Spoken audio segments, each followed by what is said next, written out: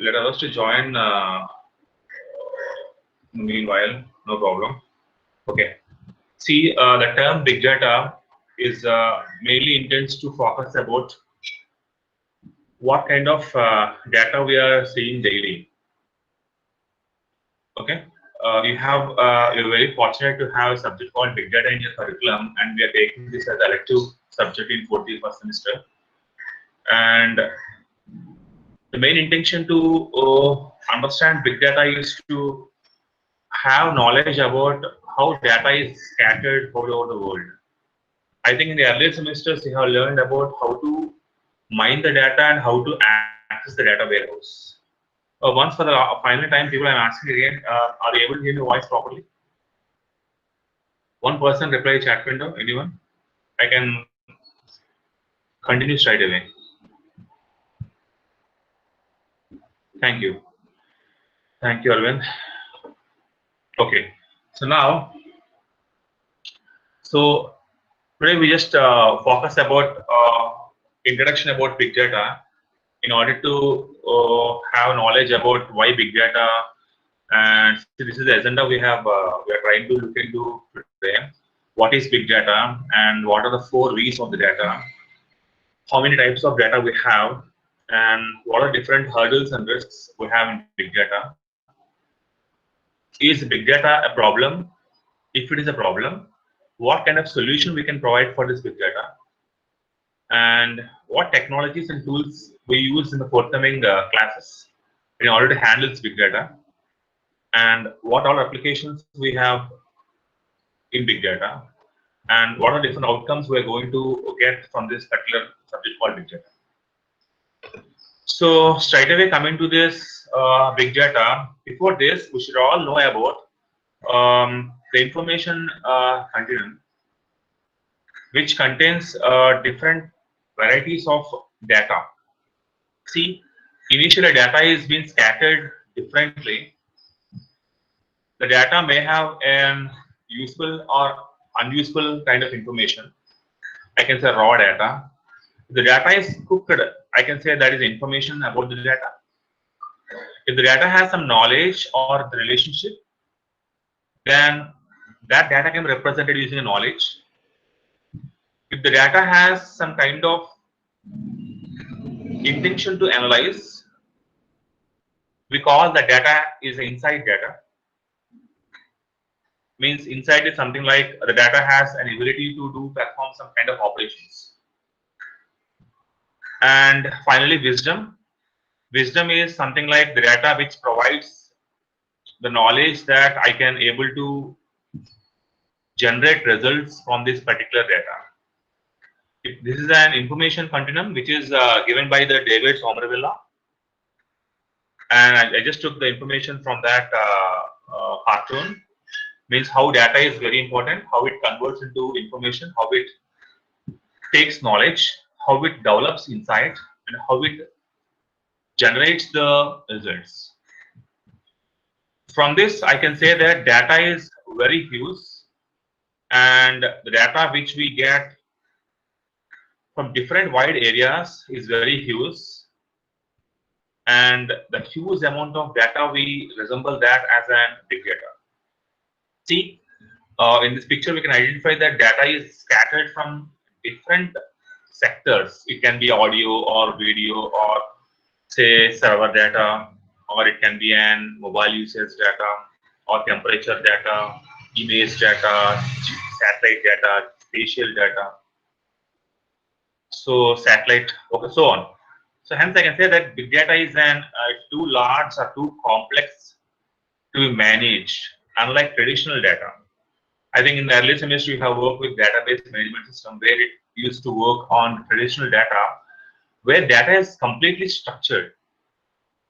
Structured in the sense data is having some kind of predefined schema.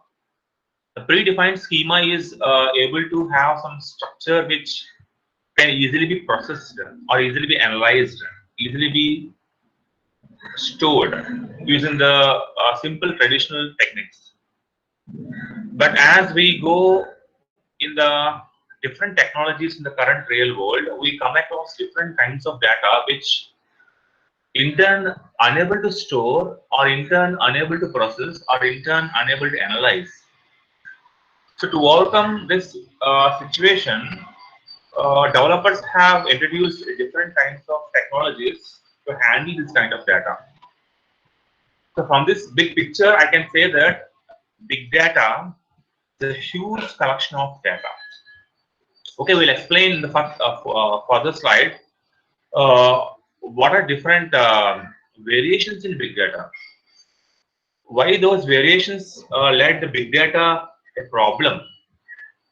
According to my perception, I say big data is a problem because, simple example, the more we eat, our stomach cannot burden.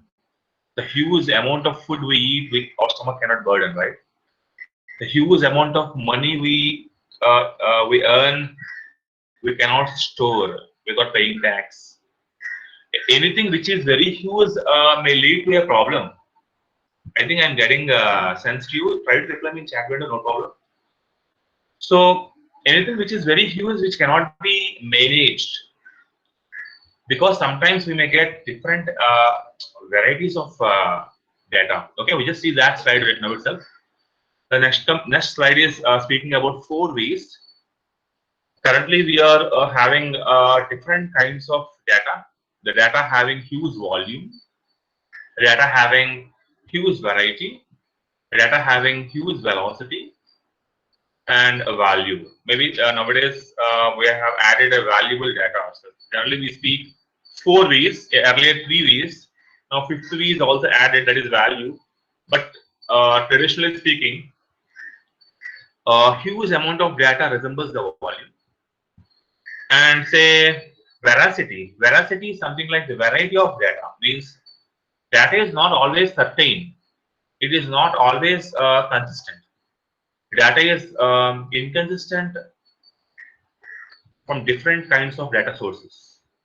Hence, the variety of data which is uncertain and inconsistent, we call it as veracity. Variety is something like the data has different formats. Nowadays, we cannot guess what kind of data we're going to upload or download from websites, or say YouTube, or say example WhatsApp or Instagram. So different formats of data, example say an XML data or a JSON data or CSV data or say image data or audio, videos, so on. So different kinds of data leads to variety. And velocity, of course, we know speed.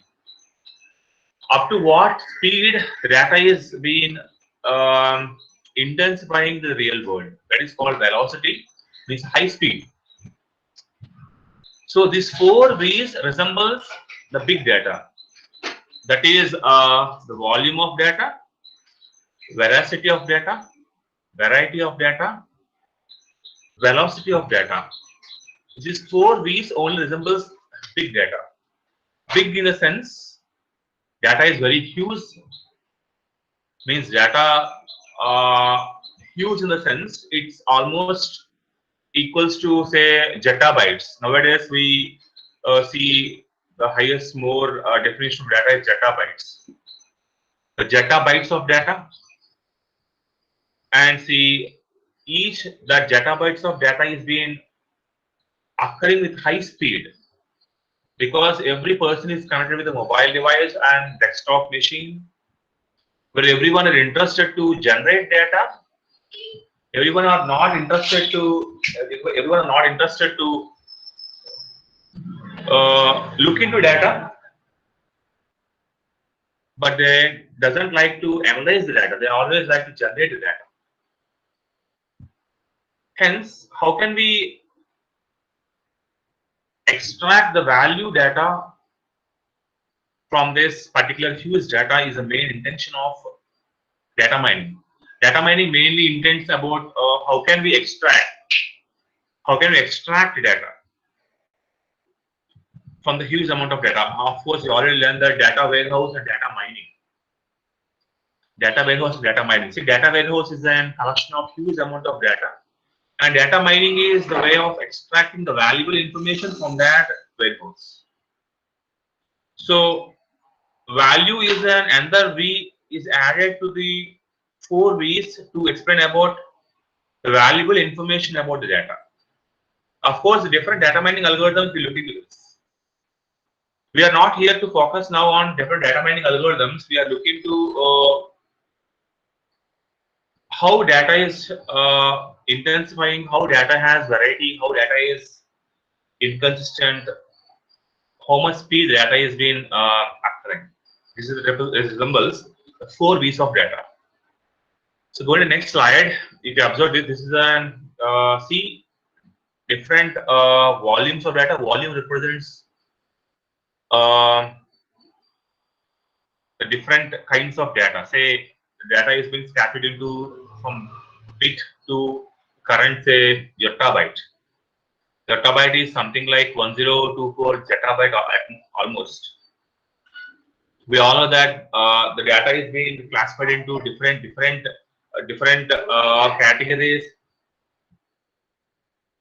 One is bit, byte, kilobyte, megabyte, gigabyte, terabyte, petabyte, exabyte, zettabyte, yottabyte. So these data are classified depending upon the size of data which is increasing in the real world. This resembles the volume of data. See, from last 2 years, almost the volumes of data is increased by 90%. Means almost 2.5 quintillion bytes of data is enough to fill 10 million Blu-ray discs. See, a Blu-ray disc is a single a movie disc for English picture or any kind of picture. Almost 10 million Blu-ray discs are required to store this 2.5 quintillion bytes of data. Means storing the data is very pathetic situation in the current days. So almost 40 trillion gigabytes will be created by 2020. This year we almost expect 40 trillion gigabytes. Means almost 40 zettabytes. Maybe in the next coming 5 years we can even expect more this, double or triple of this. Maybe early 2005 year until now 15 years, we almost have 300 times bigger than the 2005 data. US is an country which generates huge amount of data, almost 100 terabytes of data every year. This is something like a volume of data. And coming to variety of data is something like different applications may generate different kinds of data. Maybe LinkedIn provides a different kinds of data, say a email kind of data or audio, video. Of course, Facebook, a textual data. WhatsApp even generate. YouTube generate a video data. The Twitter generate textual. Instagram. The different forms of data are generated from the different applications. The different applications will have different kinds of data. That is called variety.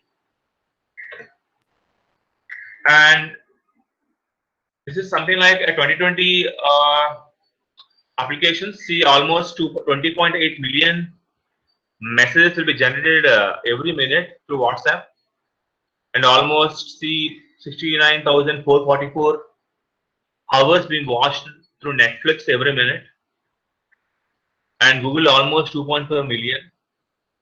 And you can even see LinkedIn, Twitter.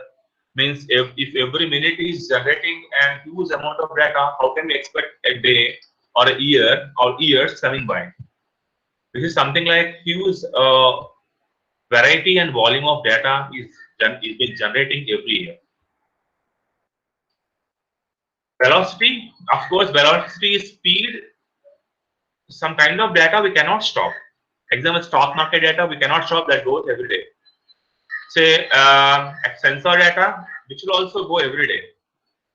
Say vehicular data, say traffic data, which will also go every day. Say mobile transaction data, banking data, satellite data. All this data are say increasing every day without any kind of deviation or without any kind of stagnate of data. This kind of data we can even say is streaming of data. Streaming is something like data will not stop. The data will be continuously flowing. The data is continuously flowing. We should need to have a huge amount of hardware, commodity hardware, which can able to store this data into a huge servers. That's why I'm saying big data requires huge commodity hardwares which require to store this data. Not only servers, but I should also need different kinds of technologies which can be able to handle this different kinds of data. Okay, this is something like velocity. Next, veracity. See, veracity is something like as trustworthiness. Means data may be of different formats, and how much data is being trustworthy. I can say trustworthy is something like security, or how much integrity the data has. See, integrity is something like data should always be stored in a server, and the same data can even be handled without loss of data. Without losing of data is something called integrity. Nowadays, we are storing data in a cloud. We are very much trusty with the cloud, that cloud will store data without uh, losses of data. Means by providing good security, and it also provides good authentication. So origin, authenticity, trustworthiness, completeness, and integrity, all these are the different features of veracity. So veracity always focus on trustworthiness. People, 1 second, I'm just writing call from H4 is there. 1 second.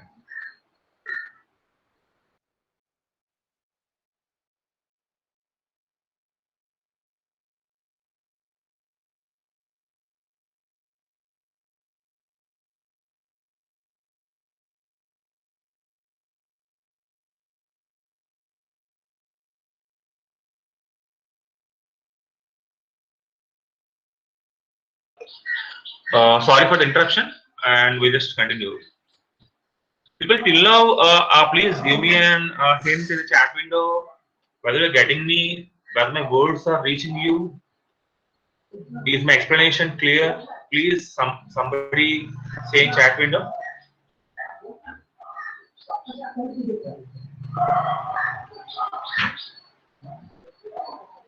Thank you very much for your responses. I just try to continue immediately.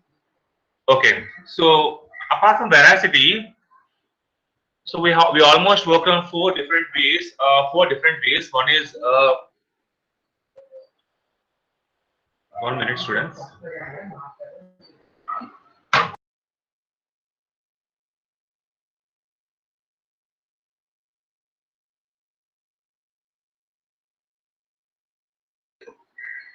So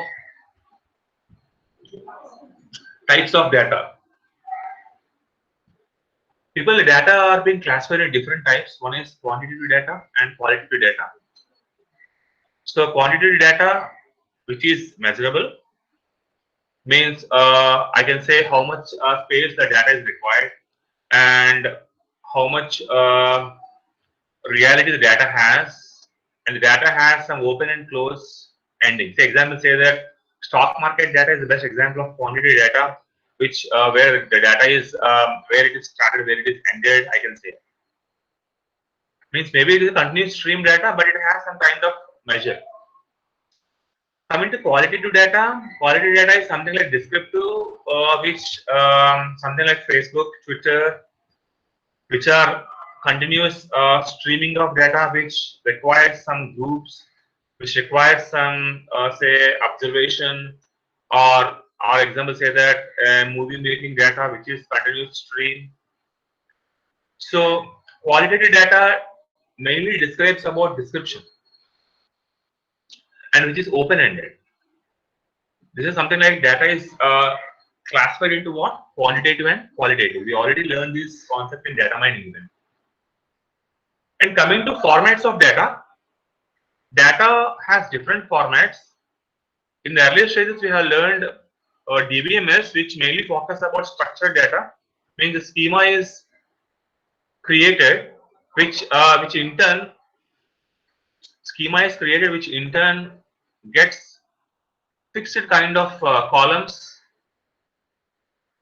and the columns can be accessed and stored. So organizing the data format with fixed schema is something called RDBMS. And coming to semi-structured data is something like this data which is stored in a format of web format. Say example, a JSON format, that is JavaScript object notation. XML format, say extensible markup language. Say example, sometimes HTML. Say JSON format, say binary script object notation. CSV format. So all these are the fixed formats which can be organized easily by the developer. Coming to unstructured data. Unstructured, the name itself has a meaning that the data doesn't have any structure. Means it can be an sensor data or temperature data or audio or video data, which doesn't have any kind of structure. Means structure mainly which is not predefined, which is not schematic, which is not organized, which is not structured. This kind of data requires something like a NoSQL database is required. I think you already heard, some people have heard a NoSQL data. NoSQL data is something like will not have any structure. To handle that structure, we should need to store instantly, and we need to handle instantly. So these are different kinds of formats we're going to experience in the upcoming units. We also try to handle different kinds of structured students. So these are different types of data and formats of data. And coming to hurdles and risks, see what are the main hurdle we're going to have in the next coming future is a huge amount of unstructured data is being creating every day. Almost 75% of data is from healthcare environment. 1 second, students.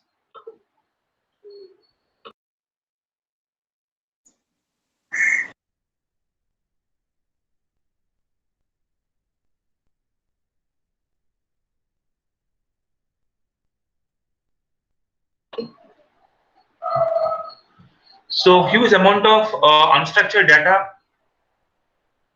is created through healthcare, and the main risk is in healthcare environment, data security and privacy is almost not there due to patient confidential information, say Aadhaar card information, say a personal identification information. All these are being leaked by different people, which leads to the different health policy intruders are handling this data.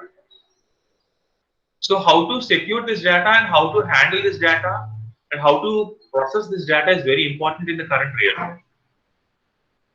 And another risk is something we can say that data is inconsistent and data is also incomplete. Sometimes data is not consistent.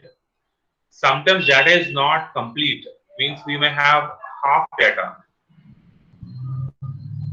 We may have incomplete data, which may lead to the information loss, which may doesn't have knowledge how to access the data. Sometimes the data has less quality. Sometimes the data what we expect may be invalid. These are different hurdles and risks we may have when we are trying to analyze the data. People, the main intention of the hurdles and risks for whom? Evarki hurdles and risks ani untayante. These hurdles and risks are only for the data scientist and data analyst. Data analyst has to face all these hurdles and risks to analyze this data. Another important hurdle is the misuse of data. Sometimes data can be misused or data may be misused. So we should need to secure this data. That's why we have cloud. Cloud is the best environment where we can store the data with trustworthiness and authentication. When we are handling huge amount of data, the best environment where we can store the data is cloud. Why only cloud? Because cloud has the scalability concept, means we can scale the storage, we can have security, we can have 24 by 7 availability, we can have different services and tools to analyze this data, and nobody cannot misuse this data. So to avoid this hurdles and risk, we should need to go with different technologies and tools in the real time. Okay. So coming to next slide, for all this huge amount of data, what is solution? What is solution we need to take in order to handle this data? Of course, you're seeing now that is a Hadoop. So Hadoop is an solution for this big data. When I say Hadoop is solution, then I can say that big data is a problem, right? Big data is a problem which cannot be stored, which cannot be handled, which cannot be scaled, which cannot be processed. Hence, to work on this big data, we should need to have a technology that can able to provide a solution for this big data. Hence, Hadoop is a solution for this big data. What is Hadoop? See, Hadoop is an open source framework that is built on Java, and it's a parallel processing framework. People, we're going to get all these terminologies future next classes. Don't worry about this. And this is introduced by Dog 30 during 2002 year. And the main intention Dog cutting introduces Hadoop to real world is to resolve the issues, because during 2002 only Dog cutting has experienced huge data. He also fortuned himself that the forthcoming 2020 will last huge amount of data. And the solution for this data is Hadoop. So Hadoop is completely built on top of Java. Means we should need to have some knowledge on Java. The basic knowledge of Java is required to work on Hadoop. Don't worry, people. The first unit is completely is on Java itself. I'll cover the unit 1 completely on Java and data structures to Java. Means I can say a collection framework. Means upcoming classes, what we're going to learn is collection framework, which is very important concept in Java, which is even required for few companies who recruit, like Hexaware, say like Hansa's Technologies, which requires what? Collection framework. So Hadoop is a solution which is built on Java. Hence, what different technologies and tools that we're going to learn in the upcoming classes is for data storage and data processing. For data storage and data processing, we should need to have something like storage servers. We call that as HDFS. And coming to data analysis, see, data analysis requires something like pig. This symbol resembles pig. Of course, we're going to learn a technology called Apache Pig. And data warehouse is a huge storage repositories where we can store data that is done by Apache Hive. And Cassandra. Cassandra is again big data tool which is to do operations on NoSQL data. NoSQL data is something like the data which doesn't have any queries. And real-time processing. The real-time processing can be done using Apache Spark.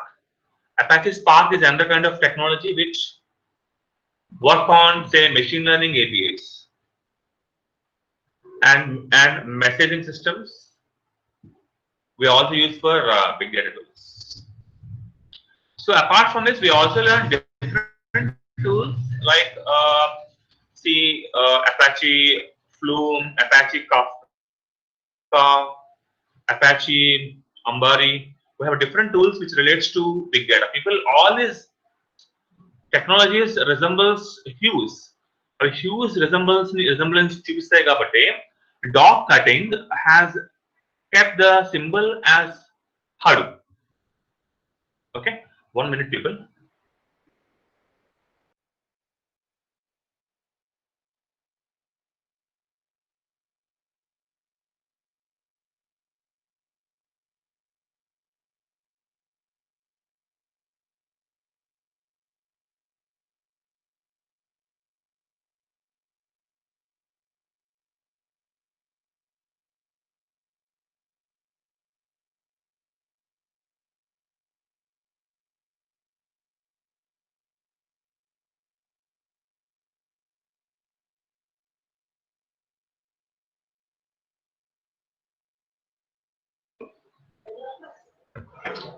Okay, so the symbol elephant resembles big, hence, uh, hence elephant is a symbol which resembles huge amount of data. We all know that elephant will always carry a huge logs of trees, right?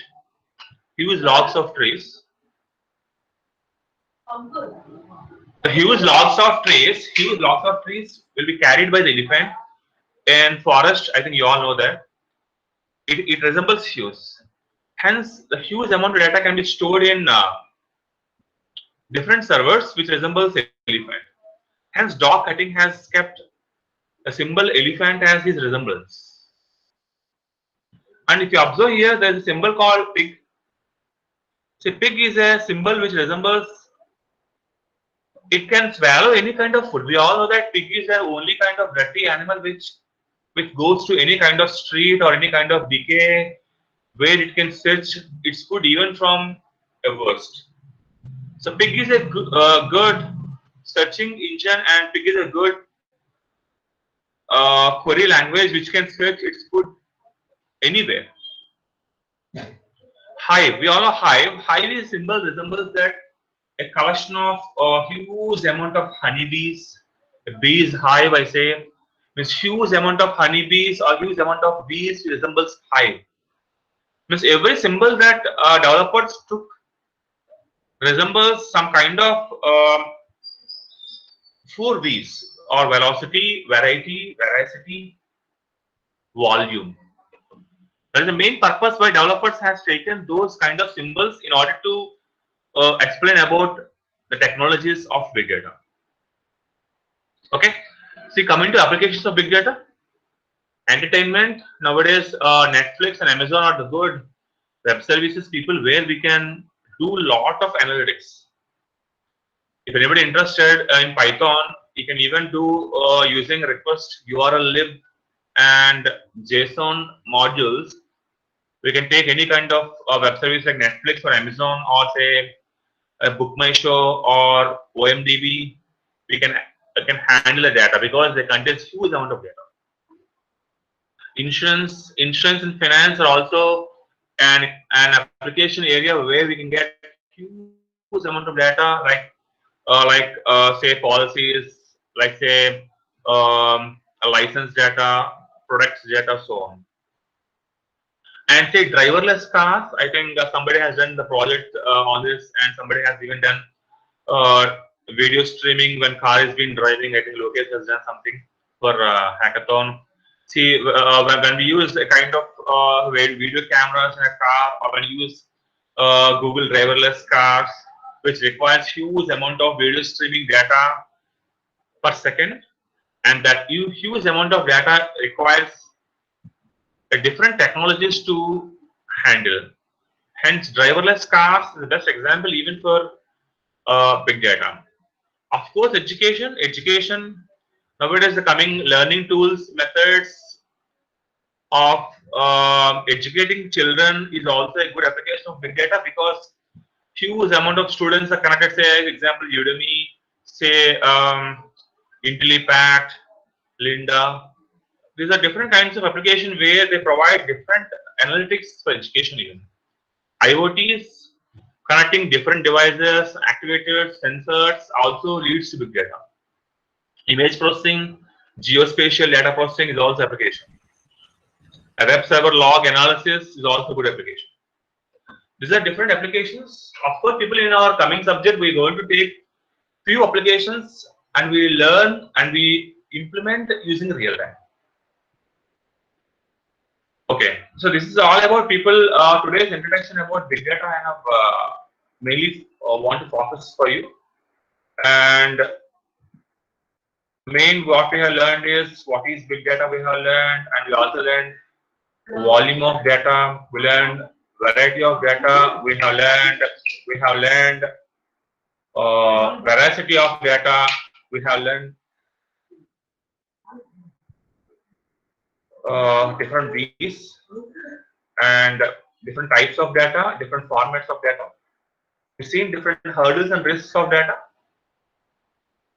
and we said that solution of data is Hadoop, and What are different tools and technologies we require for this data, like Hive, Pig, Cassandra, Spark, so on, and different applications of the data. That is all about today introduction class.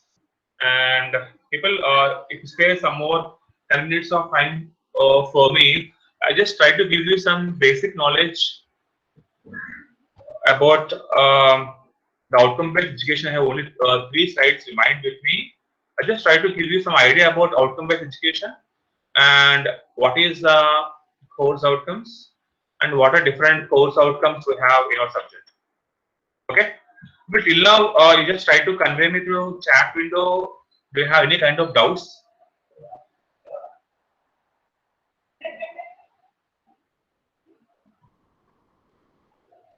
Please, anyone can unmute yourself and ask any doubts, or anyone can keep me in chat window if you have any doubts till now, or shall I continue?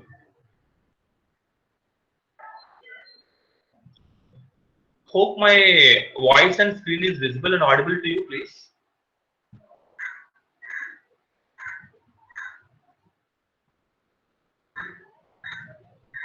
I want healthy responses. Thank you.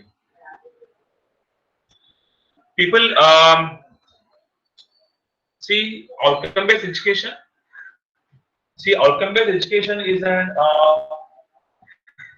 student-centric instruction model that focuses on measuring student performance. See, whenever student join into an institution or organization, every organization wants to give some huge knowledge for the student, and every organization want to give skills, attitude to the student, behavior.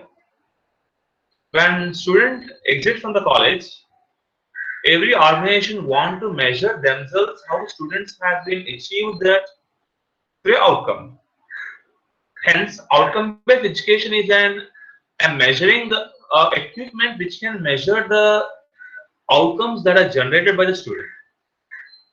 Through what are the measurable entities? Are the measurable entities are knowledge, skills, and attitude.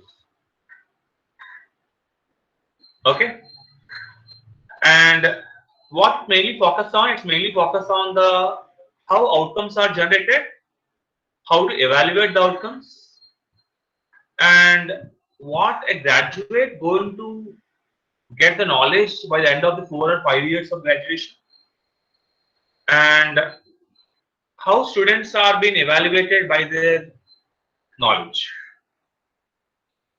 Like we measure the vegetables in form of kilograms, like water in form of liters. The same manner we measure the outcome of a student through 3 important measurements. Those are PEO, PO, and CO. PEO is something called program educational objectives. PO is program outcomes, and CO is called course outcomes. People, educational objectives will be there for every organization in every department. Like our computer science engineering has a few educational objectives. With those objectives, we are trying to go into our class. Means we have to meet the requirements of those objectives and we have to go for the class. And program outcomes. Program outcomes is common for every organization. Okay, we have almost 12 program outcomes. Every organization has the same kind of program outcomes. Those are also called as graduate outcomes. If don't worry about this, we have a separate session for understanding outcome-based education. And course outcomes is very important for us because we are having a course called Hadoop Big Data. So course outcomes are which explains the students about the subject, means what kind of outcomes we're going to expect from the course. Since we have 6 units of Hadoop, in this we can get 6 different outcomes. Each unit has a different outcome to understand, and that outcome should be achieved by the end of that particular unit. The following are the outcomes I have designed for our Hadoop subject. The first unit, people, we mainly focus on data structures in Java. People, the data structures what we see in Java is somewhat different. We work using collection framework. It's a very wonderful concept and very important concept in industry. And in second unit, we're going to learn about the storage architectures, means how Hadoop can be configured, what is architecture of Hadoop, and how can we install Hadoop, how can we install different application APIs in Hadoop. We learn in the second unit. And third unit, we mainly focus on the application programming environment, like we call MapReduce. I think you already have knowledge of MapReduce in Python. It's somewhat different in Hadoop. MapReduce framework is a framework which is used to analyze that huge amount of data. So third unit mainly focus on the MapReduce programming. I can say strictly Hadoop programming. And fourth unit is somewhat advanced Hadoop programming we learn. And fifth unit is completely we learn on Apache Pig. Apache Pig is something which relates to the query language. Just like DBMS, we have a Pig query language. And sixth unit, we mainly focus on Hive. Hive is also something which relates to database, which is Hive query language. So all of these units mainly focus on how to create a data structure, how to store the data, how to handle data parallelly, how to write different kinds of APIs, and how can we handle the data very easily through an query languages. This is the main outcomes we are going to get from Hadoop. So these are 6 course outcomes. Course outcomes mainly determines about what kind of outcome we are going to get from the course. So this is what I have intended today's class to explain. So people, from the next coming class, we're going to learn each unit with covering all these things what we have discussed in the introduction part. Generally, Hadoop is somewhat something like different technology which works on parallel processing framework. Parallel processing is the main intention of Hadoop. Means in the first unit, people we mainly focus on advanced Java, like the collection framework.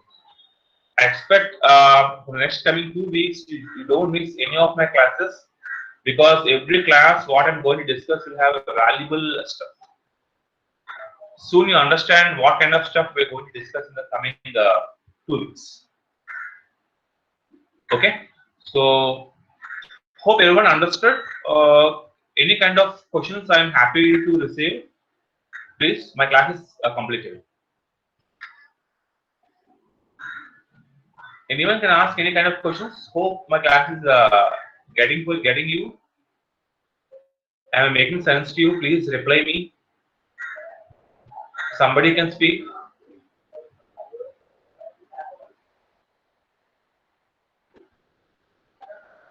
Somebody can reply, no problem. Feel it is a class, a classroom.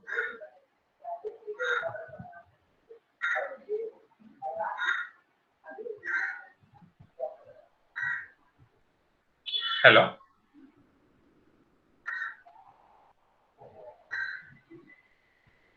People, till now, yeah, make sense to you. Please reply me in chat window. I'm not getting any kind of reply in chat window. Only few are replying for me. Please. I should have two ways interaction from you.